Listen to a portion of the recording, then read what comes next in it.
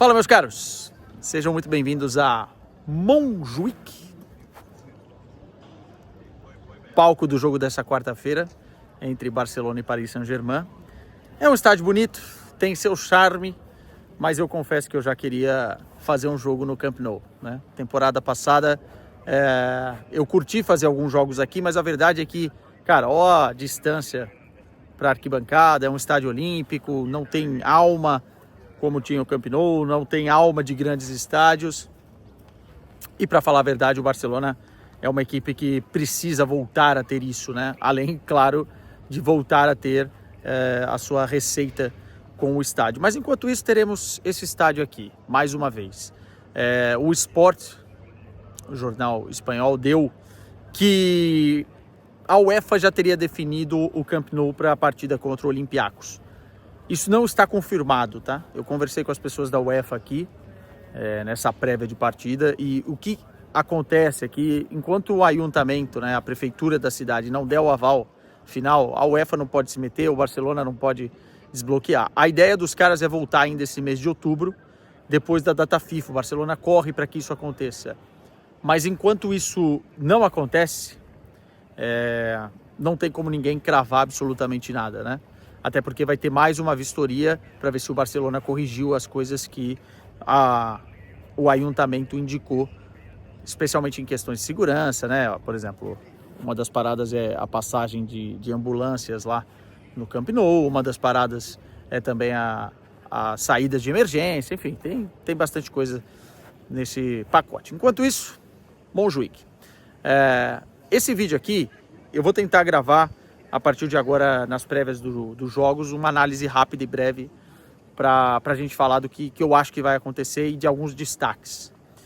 E eu queria dizer que essa partida é uma partida que causa ansiedade, não só nos espectadores, não só nos torcedores de Barcelona e de Paris Saint-Germain, mas também nos jogadores. O discurso foi esse, tá? Tanto do Hakimi, que falou aqui na prévia do jogo, quanto também do Pedri, os dois melhores times do mundo, ou um dos melhores times do mundo, se enfrentando finalmente, depois daquilo que parecia que seria a final da Liga dos Campeões da temporada passada. O futebol não tem justiça, o futebol não tem preto no branco, o futebol é cinza, né? E às vezes o que a gente acha que deveria acontecer, o que poderia acontecer, não acontece. Mas, de fato, todo mundo queria, a não ser os torcedores italianos, a final entre Barcelona e Paris Saint-Germain em Munique. Não aconteceu. 4 meses depois, acontece o jogo. Para nossa infelicidade, e eu não vou ser hipócrita aqui, tem muita gente lesionada. O Paris Saint-Germain não pode contar com a sua linha de frente de ataque, Kvaratskhelia, Désiré Doué, Dembélé, não pode contar com Marquinhos. São 9 desfalques no total, contando as duas equipes, né? O Barcelona não tem, especialmente o João Garcia, o Gavi, o próprio Rafinha que está fora. Enfim, o Baldé não deve ser titular logo de início, porque está voltando de lesão. Mas, de fato, mesmo com todos esses desfalques, ainda tem muita coisa interessante para esse jogo, né? Muita coisa atrativa. Duelos individuais, né? Eu acho que está todo mundo querendo ver também aí Lamine Yamal contra Nuno Mendes de novo. O Nuno Mendes na Nations League foi muito bem contra o Lamine. Foi um dos poucos jogos em que o Lamine não conseguiu se criar para cima de uma marcação e foi fundamental para que Portugal conquistasse o título da Nations. Só que o Lamine está voltando de lesão e o jogo que ele faz, né, os 35 minutos contra a Real Sociedad, mostram que ele está voltando com muita fome, com muita vontade. E é um jogador desequilibrante, especialmente jogando aqui nesse estádio. Eu já vi ele fazer algumas desgraças aqui com o Benfica, com a Inter de Milão. Então é um duelo que eu estou curioso. Vitinha contra Pedri, né? Acho que é um duelo interessante também, mas não só os dois. Acho que duelos de meio campo, porque o Paris Saint-Germain consegue recuperar o Vitinha, consegue recuperar também o João Neves e vai ter o Fabian Ruiz. Do outro lado você tem De Jong, o Pedri e Dani Olmo. Então, assim, tô curioso para ver, especialmente no sentido de posse de bola, né? São duas equipes que gostam de ter a bola, que gostam de tomar conta, o controle do jogo. Mas não vai ser possível. Então eu acho que passa muito pelo meio campo quem vai ter mais esse domínio do jogo com a bola, né? Eu acho que o Paris Saint-Germain, pelos desfalques, sai atrás do Barcelona. Acho que o Barcelona tem um ligeiro favoritismo, mas vai ser interessante ver também o duelo tático entre Hans Flick e Luis Henrique, né? O time do Paris Saint-Germain é mais equilibrado do que o Barcelona, mas a verdade é que o Barcelona está conseguindo nesse início de temporada um certo equilíbrio também. É a melhor defesa de La Liga, em 8 jogos tomou só 6 gols.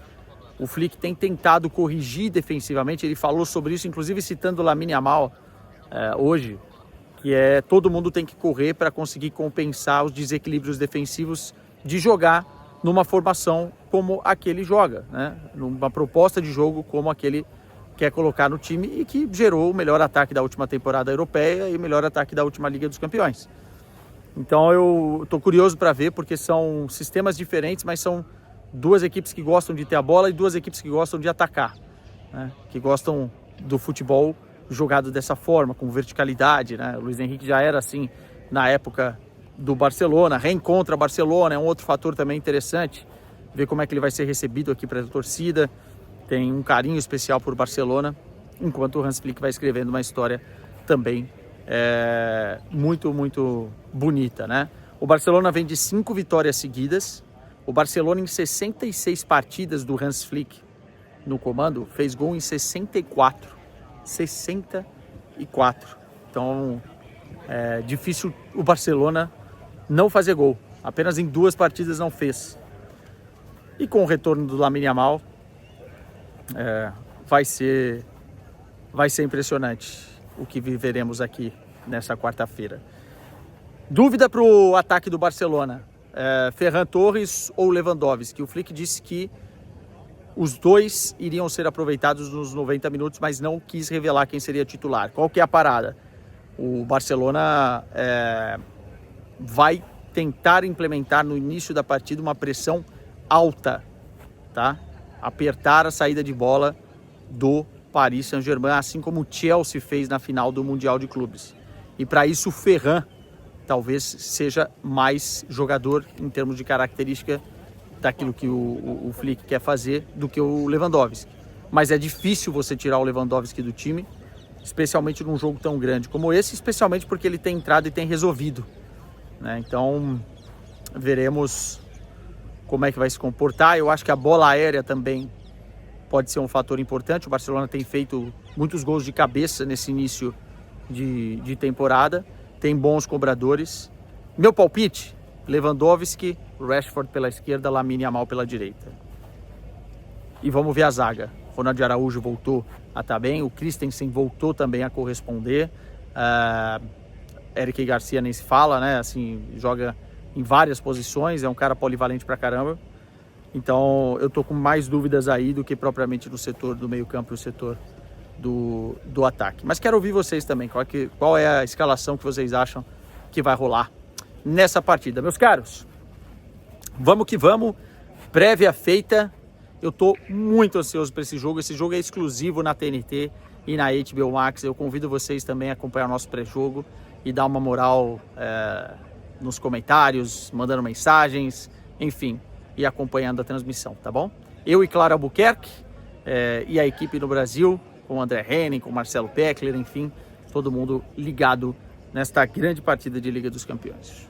Um beijo para vocês. Eu só coloquei os óculos escuros, porque quem não tem colírio, para sensualizar. Tchau!